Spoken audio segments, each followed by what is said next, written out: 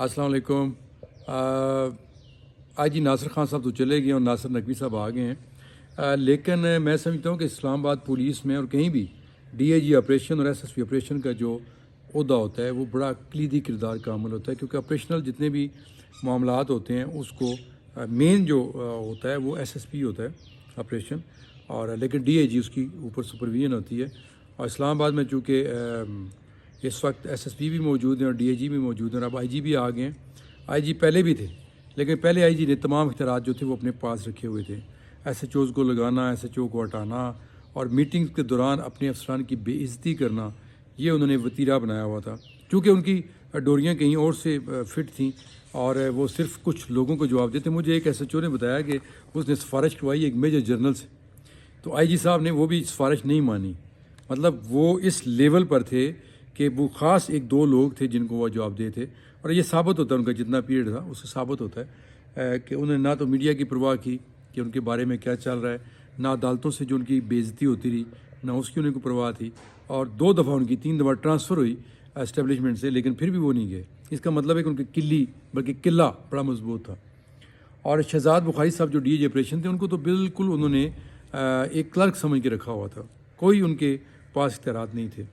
सैयद बुखारी साहब जो हैं, शहजाद बुखारी साहब, ये सिटी पुलिस ऑफिसर रावलपिंडी भी रह चुके हैं और मेरा ख्याल है अच्छे ऑफिसर हैं।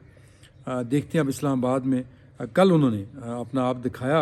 जैसे ही ये आईजी साहब गए हैं तो ये भी निकले हैं बाहर और इन्होंने थाना खन्ना पे अचानक छापा। ये एक इनकी जो मीडिया टीम होती है वो इस तरह की चीज़ें बना के भेजती है कि अचानक उन्होंने छापा मारा और वहाँ पे एसएचओ जो था उसकी गैर तसल्ली बख्श कारकर्दगी जो थी उसकी बिना पर उसको सस्पेंड कर दिया गया है। और आज प्रेस रिलीज आई हुई है कि नया एसएचओ लगा दिया गया है। तो चलें, ये मैं समझता हूँ कि ये जो छापा था ये अचानक नहीं था, ये सोचा समझा छापा था ताकि अब लोगों को पता चल जाए और नीचे भी जो एसएचओज़ हैं, जो तफ्तीशी हैं, जो डीएसपीज़ हैं, एसपीज़ हैं, उनको पता चल जाए कि अब नदीम शहजाद बुखारी साहब जो हैं वो वाकई अब डीआईजी ऑपरेशन हैं और उन्होंने अपना काम करना है। तो ताकि ये सारे थोड़े से क्या कहते हैं अलर्ट हो जाएं।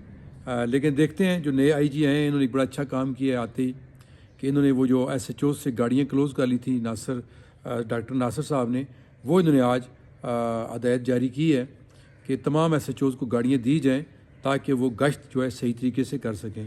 क्योंकि ज़ाहिर है एसएचओ के पास गाड़ी नहीं होगी, सरकारी गाड़ी नहीं होगी, तो वो प्राइवेट गाड़ी पे गश्त करेगा। जब प्राइवेट गाड़ी पे गश्त करेगा तो उसका पेट्रोल खर्च होगा और उसकी अपनी गाड़ी जब इस्तेमाल होगी तो फिर ये करप्शन के रास्ते खुलते हैं इस तरीके से। जैसे तफ्तीशियों को पैसे नहीं दिए जाते, थानों को पैसे नहीं दिए जाते, मुलज़मों को पकड़ना, छापे मारना, उनको अदालतों में पेश करना, आगे फिर जो जेलों तक छोड़ना, ये सारे तफ्तीशी अपनी जेब से कर रहे होते हैं। अपनी जेब से मुराद है कि या मुलज़म की जेब से या फिर मुद्दई की जेब से, क्योंकि अपनी अगर 80-90 हज़ार तनख्वाह में उन्होंने यही काम करना है तो फिर बेहतर है कि वो नौकरी छोड़ के गुरेड़ी लगा लें। तो जब तक आप पुलिस की जो फंड्स होते हैं तफ्तीशियों के, थानों के, गाड़ियों की मेंटेनेंस, जब तक आप वो नहीं देंगे तो करप्शन के रास्ते आप बंद नहीं कर सकते, बल्कि आप एक तरह से आप ख़ुद उसकी इजाज़त दे देते हैं कि ठीक है भाई कर लो, जो करना है करते रहो।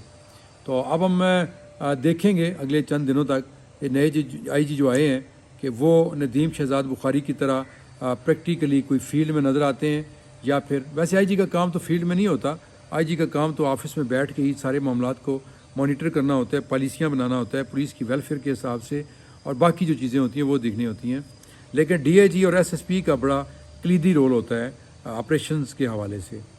तो अब देखते हैं मे बी कि थानों के एसएचओज़ चेंज होंगे, लेकिन ये होता ही है कि जो करप्ट थानेदार भी होते हैं उनको एक थाने से उठा के दूसरे थाने में लगा दिया जाता है। मेरा ये हमेशा इख्तलाफ रहा है कि जरा इतना पेड़ा और भी पेड़ा, आप एक थाने में उसको करप्शन की वजह से या उसकी लापरवाही की वजह से या उसकी गफलत की वजह से आप उसको हटाते हैं, किसी और थाने में लगा देते हैं, तो वो कहाँ से ठीक हो जाएगा। तो ये ज़रा देखना होगा कि आप उन लोगों को लगाएं जो वाकई काम करते हैं और करना चाहते हैं और जिन्हें काम करना आता भी है।